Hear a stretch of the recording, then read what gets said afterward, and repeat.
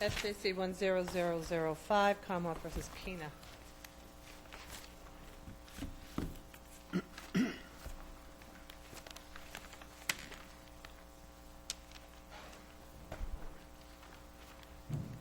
Good morning, Mr. Nyman. Good morning, Your Honor. May it please the Court. My name is Steve Nyman. I represent the appellant, Mr. Yadurni Pena. If I could focus on just a couple of issues, given the time limitation. I'd like to skip around a little bit, if I could, and start with the Crawford issue. It's on page 22 of my brief. Post-Crawford, I understand that this Court has dealt with the issue of medical examiners who did not, in fact, perform the autopsy, coming forward and testifying on murder trials as to the results of the autopsy. This case is a little bit different because the medical examiner in this case used, in essence, the report of his predecessor to come to his conclusion and to make his findings. Well, he used the report, he used the photographs, right? Well, the report, well, that's what's pretty unclear. I mean, what is very clear is that every time he needed some information, he'd refer to the report. But he did testify that this was his opinion based on the information that he had considered. This was his opinion. He didn't say this was the medical examiner's opinion who did the autopsy. Well, you're right. He did say that, except his opinion relied in large part on the opinion of his predecessor. But why isn't that okay? I mean, experts often rely on all kinds of information. That's what they do. They look at this report here, that report here, and they rely on that to form their opinion. And as long as that other information is independently admissible, it's not a problem. Well, in Commonwealth versus Goodrow, you guys said you can't do that. Can't do what? That was a 1996 case where, it's page 24 of my brief, where, and by the way, in that case, the trial attorney was also the appellate attorney. A new trial motion was brought, denied, and the gatekeeper affirmed and wouldn't allow relief. But in Commonwealth versus Goodrow, the defense had an expert who was trying to give an opinion. And Judge Forty, who was the trial judge at the time, would not let that person base his opinion on any records that had not been certified. And what I mean by that is there was a packet of mental health records, and within the mental health records were reports of other mental health practitioners that had not been independently certified. I know, but experts all the time, I mean, someone can give expert testimony on the mental condition of someone without having interviewed them. Just look at the reports of all the other doctors who have examined him over time. That was the issue in Goodrow, and they tried to do that. It's hard to believe that that was a correct result then, because... Well, recently this court, as I said, wouldn't take the gatekeeper and wouldn't refer it to the court, so I assume it's good law still. And it says contrary to what... Can you clarify when you say in Goodrow they wanted to use records that were not certified? What do you mean by that? In Goodrow, the trial attorney had subpoenaed, I think it was medical records from the Solomon Mental Health Center. And Solomon Carter, yeah. And within those records were other records indicating that the defendant had been treated, and actually I think it was inpatient treatment, for mental health issues, and it showed that he had an extensive history that went back, I think, to 1966.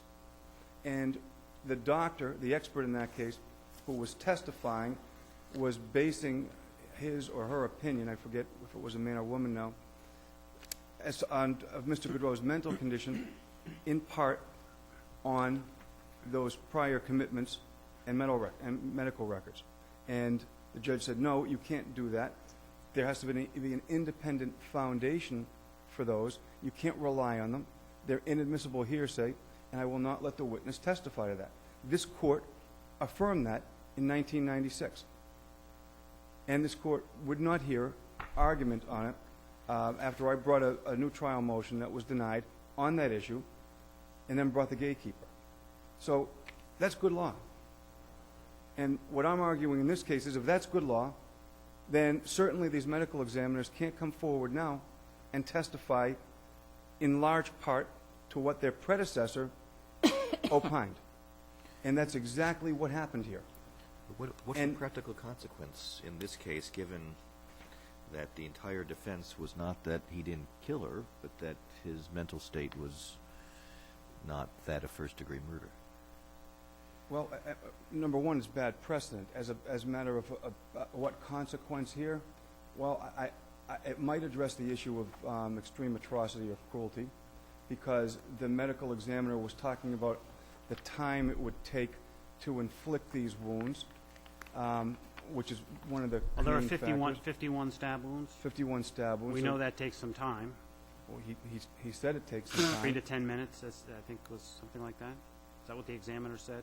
That's what he did say. What wasn't clear, and it wasn't clear throughout his testimony, is what he was using from his independent evaluation of things such as photographs and Well, maybe some isn't that the subject of cross-examination? I mean, I take it that in No, the he kept- original autopsy report, there wasn't, And- these wounds were inflicted over a period of from 3 to 10 minutes. I take it that wasn't in the autopsy report, or was it? No, that was So something. this was the Dr.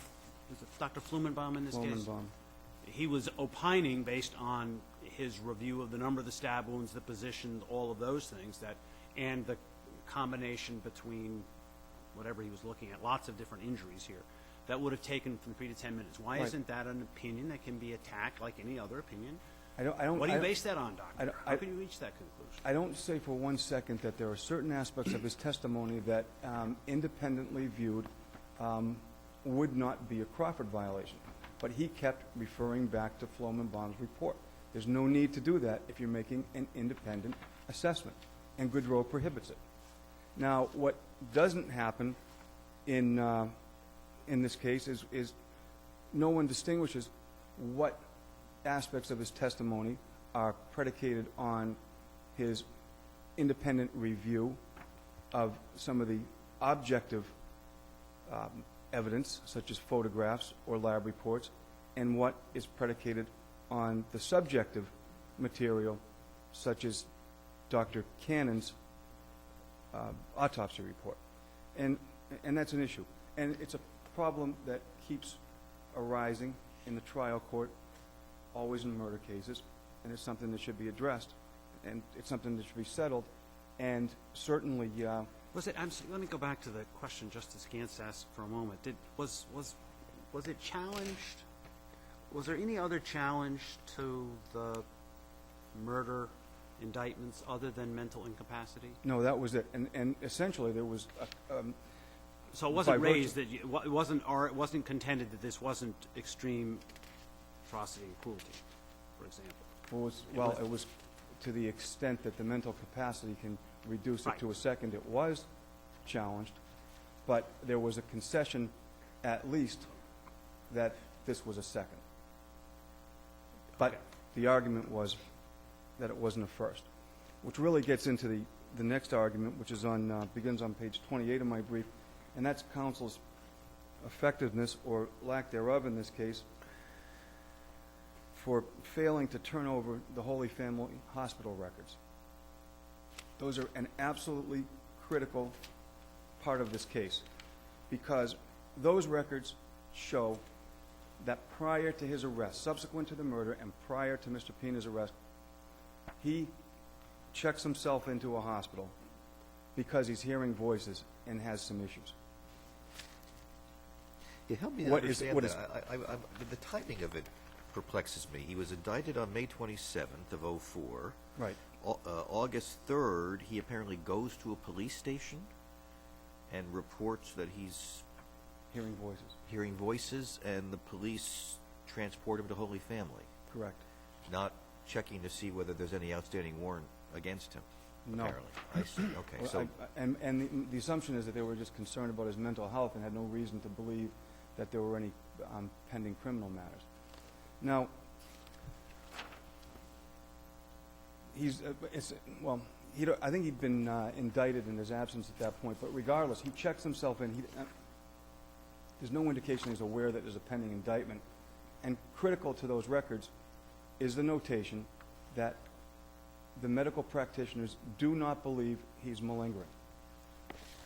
Now, that becomes a key factor in this case because the prosecutor makes a very large issue about Bridgewater records, which are compiled just a few weeks after that, that say that he was feigning his memory and his illness.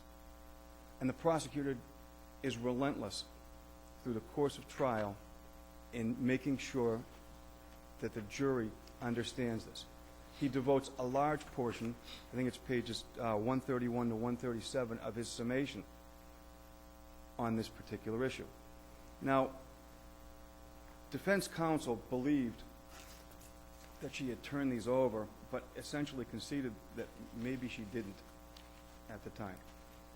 That's the reason that this was raised under the ineffective standard, and also because the records themselves weren't marked for identification. So this court didn't have the records, or wouldn't have had the records before it, had we not gone through the 278-33 new trial process and essentially expanded the record to include these medical records. Well, regardless of how you want to look at it, whether it's ineffective for not surrendering them or there's a substantial likelihood, these are absolutely critical records because the jury has to be able to sit back and say, Well, is your argument that were they offered in evidence? they They were not offered in evidence, right? They were not offered. Well, they were excluded altogether, and that was, by the way, done sua sponte. The prosecutor didn't say, "Well, since I don't have these, I want them excluded," or "Since I don't have these, I want reference to them excluded." The judge did that on his own, which is troubling in and of itself. So the jury never gets to hear. Give me the context again. The defense expert is testifying. Correct. What happens There is about an- these records? There is an, I actually think this precedes, or is it the initial portion of the testimony, but there's a sidebar where the prosecutor informs the judge that he didn't have the records from the Holy Family Hospital. And the defense attorney says she believes she turned them over to him, but was never adamant about it, was never able to show any kind of a letter saying, here's the records. And also, I think it becomes pretty clear, I think it's in a footnote in the Commonwealth's brief, that Dr. Fife didn't have those records. So it's likely that they were never turned over.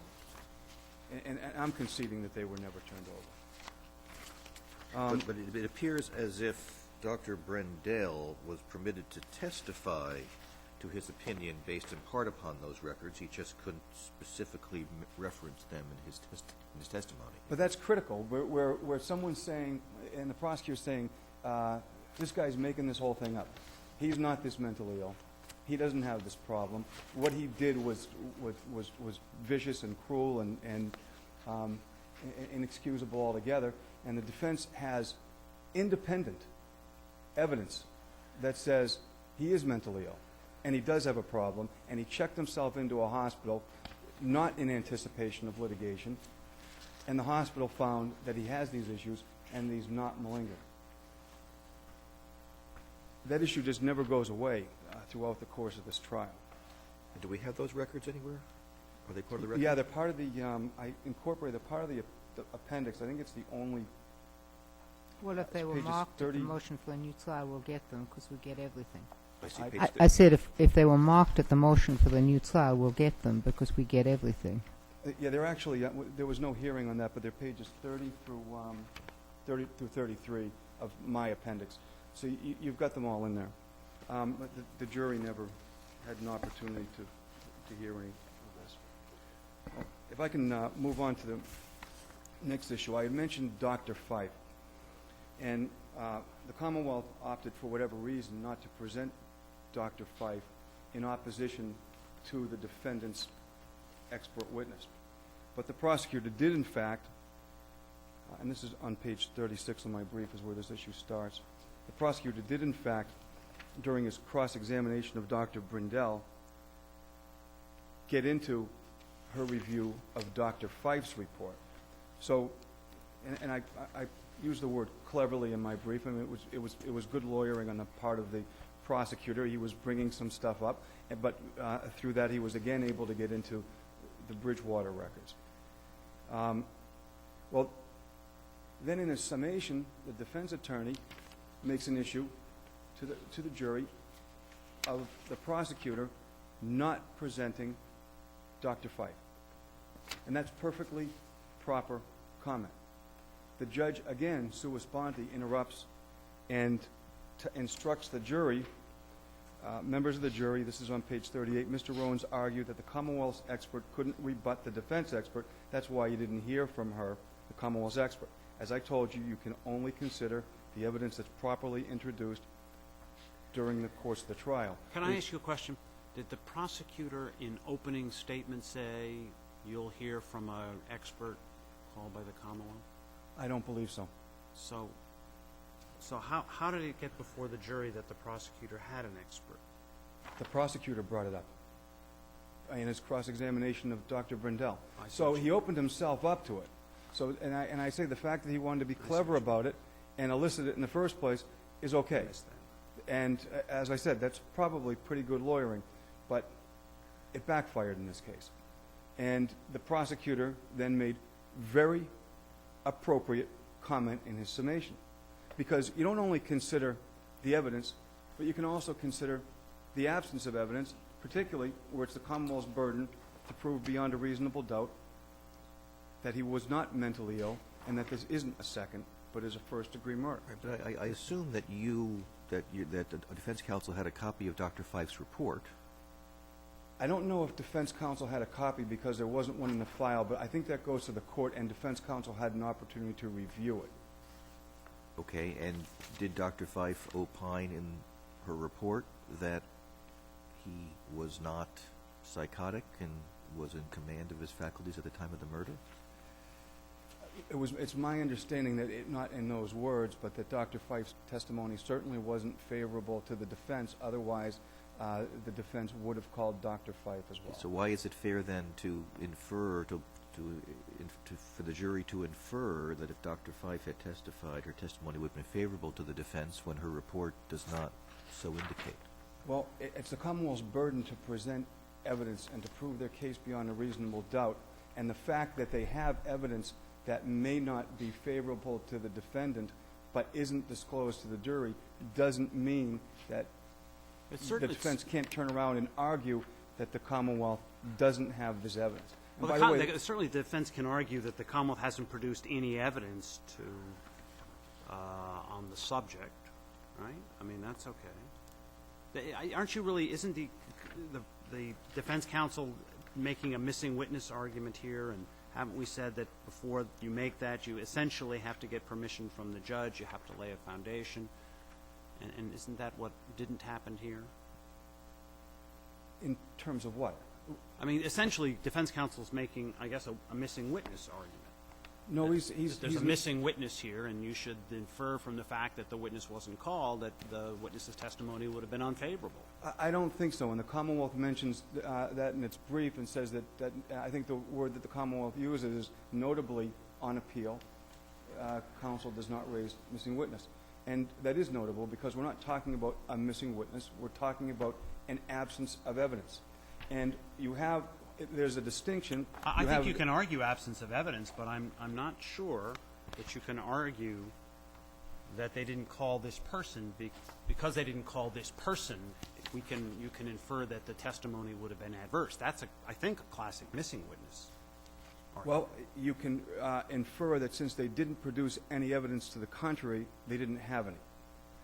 That's the absence of evidence, and the judge on that excerpt that's on page 38 exceeds that in his comment to the jury.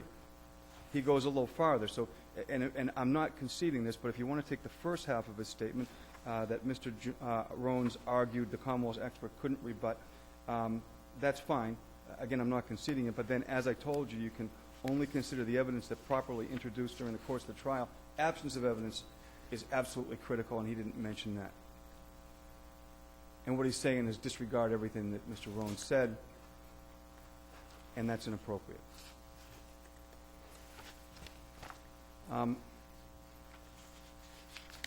The other two issues that are in the brief, I think, are more self-explanatory. Now it's read. Unless the court has any further questions, I'll rest on my brief. Thank you, Mr. Nyman. Good morning, Ms. Saxe. Good morning, Your Honors. May it please the Court, Hella Saxe on behalf of the Commonwealth. This Court should affirm the defendant's conviction for murder in the first degree. It should affirm the denial of the defendant's motion for a new trial, and the Court should also decline to exercise its power pursuant to Chapter 278, Section 33E. Could you answer, if you would, the argument that counsel just made with regard to the Dr. Flumenbaum's testimony? The argument that a prior case suggests that that would not have been permissible for him to testify based on information contained in the autopsy report.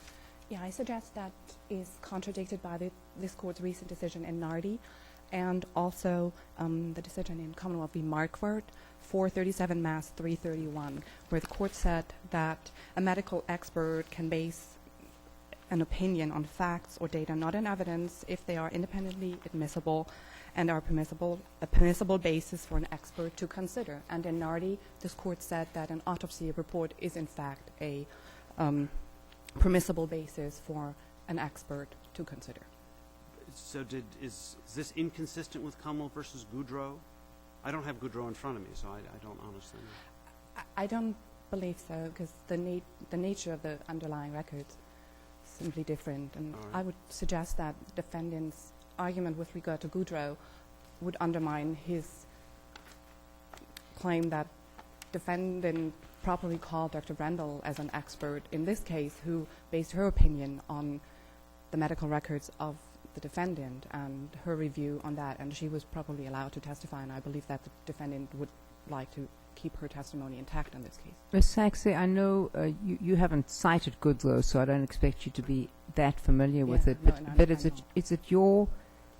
If the facts in Goodlow are as Mr. Nyman suggested, namely, there were reports within a report, and those were excluded, would you say that that is inconsistent with Nardi? No, it isn't, because in Nardi, this Court said that an expert who was not, a medical expert who was not the same as, who did not perform the autopsy, cannot base the opinion, his or her opinion on the content of the autopsy report. The expert is simply permitted to testify to the cause of death, and that is what Dr. Flumenbaum did here. Therefore, I don't think these cases are inconsistent at all. What about this closing argument that Mr. Hrones made that the prosecutor did not object to, but then the judge, sua sponte, gave this instruction to basically not consider it? That's right. The judge properly excluded this testimony, or not the testimony, the defense counsel's comment in closing. Here, the record indicates that the defense had knowledge of Dr. Five's report and had indeed received a copy, and the docket also indicates that the court had a copy of Dr. Five's report, and so I assume that Judge Gaziano was familiar with the content of this report, and it's not part of the record right now, but it contradicts Dr. Brendel's testimony.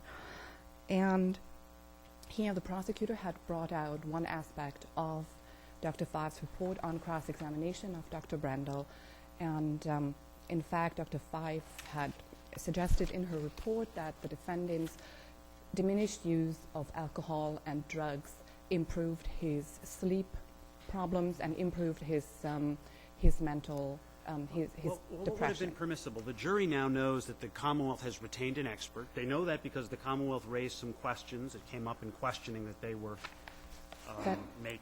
That's right. So, but the Commonwealth never calls an expert.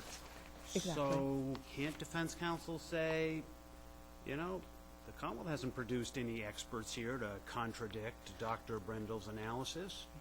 No, he cannot do that for several reasons. First of all, there was no evidence that Dr. Five's report did not contradict Dr. Brendel. In fact, the only evidence that was... The point is the Commonwealth hasn't produced hasn't produced an expert to contradict, it hasn't, produced any evidence, psychiatric evidence on this subject. Yes, but that would amount to a missing witness instruction, because defendant essentially says, well, if the Commonwealth expert, in fact, contradicted our expert, and that's exactly what he said. He said he didn't even bring his expert. Where is that expert? We can only conclude that if that expert had come in, he couldn't have rebutted our expert's testimony. And that is a missing witness comment that, according to this court's decision in Salatino, 449 Mass 657, has to be authorized by the judge. Would you concede that defense counsel can argue, without a missing witness instruction and without approval, that the Commonwealth has simply not produced any evidence on this subject? We are the only ones who've produced expert evidence on this subject. Is that a permissible argument?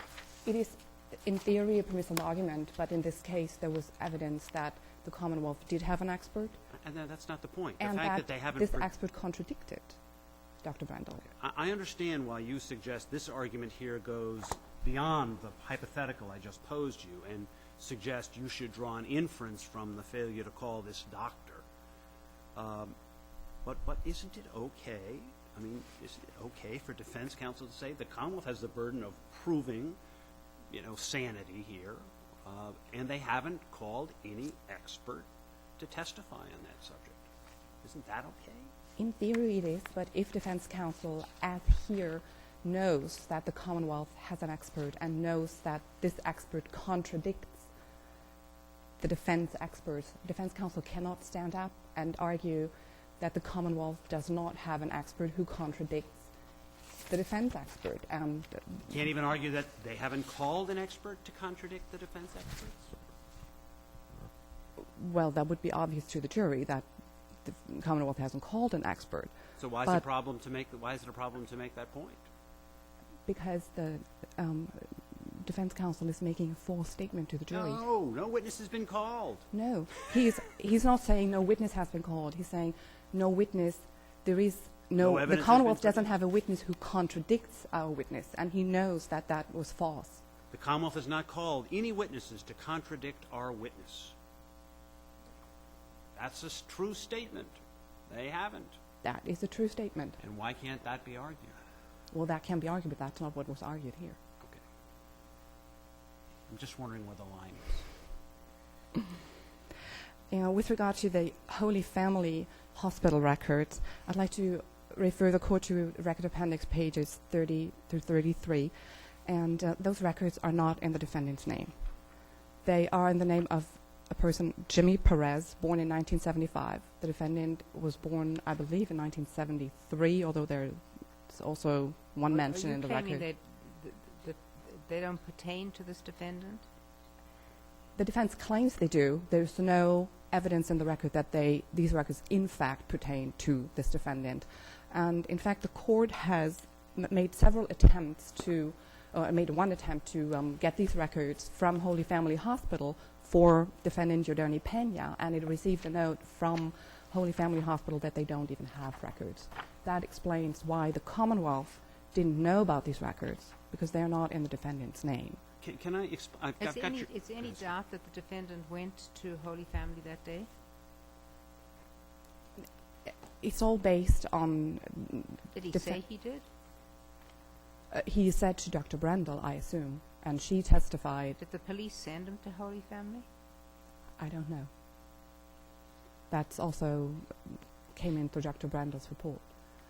But these records never could have been introduced through Dr. Brendel, because she couldn't have laid a foundation for these records.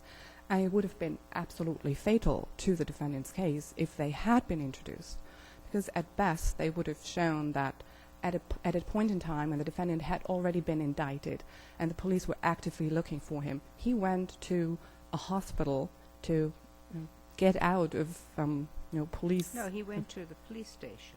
Well, that is not contained in those medical records, that information. He went to a hospital under a different name, indicating that he is trying to avoid police capture. Well, But it's- he went to a police station. It says on page 30, in the chief complaint, that he was essentially brought here, meaning from the police station where he went for help complaining of auditory hallucinations of voices telling him to hurt himself. That's right. He went under the name of Jimmy Perez. If this is even the same person. Let me understand the context here. I've got the transcript on page 31 of your brief, in which I guess it's near the end of the doctor's examination, or maybe it isn't. Oh, in any event, she's being examined, and this question of, have you reviewed these records?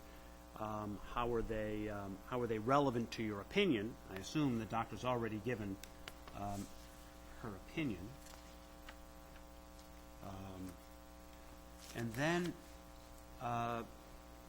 prosecutor says, we don't have these records. We've never been provided with these records. If they've been relied on by the defendant's expert, we should have had a copy of them. The prosecutor asked to either see the records or have the answer stricken. That's right. Trial counsel said if they weren't provided, it was inadvertent, and then I don't have any more questions about these records. That's right. So That was a strategically, actually a very, very good decision, because any so she introduction. wouldn't want to have turned them over to the prosecutor because they might be very damning? Is that the point? Yes, that is the point. And if they couldn't have been introduced in evidence, and they would have been extremely damaging to the defense. And defense counsel used these records as much as she could. She brought out to the jury the fact that the defendant sought medical treatment outside the criminal context at a point in time only a few months after the murder. And so she used those records competently and left the jury with just that information, that the defendant on his own sought medical treatment. And she never opened herself up to the Commonwealth attack that those records weren't even the defendant's, and that they showed that he tried to withdraw from capture. And But was she trying to introduce the records through this witness? no, she never tried to introduce them. That wasn't the point, I don't think. I'm looking at, I guess it's the motion for new trial decision. I don't think there's any finding in here. Page 35 of the appendix in Mr. Nyman's brief. There's no finding that this was a strategic decision, just that the failure wasn't ineffective because it didn't essentially harm the overall defense. That's right, because the medical diagnosis that is contained in the records is the same as that what Dr. Brendel had testified to before. So it didn't, from that aspect, it didn't provide any new information, or it would not have provided any new information had the comment not been struck. Okay. Unless the court has any further questions, I would ask that you affirm the defendant's conviction of murder in the first degree. Thank very you, much. Ms. Saxon. We'll take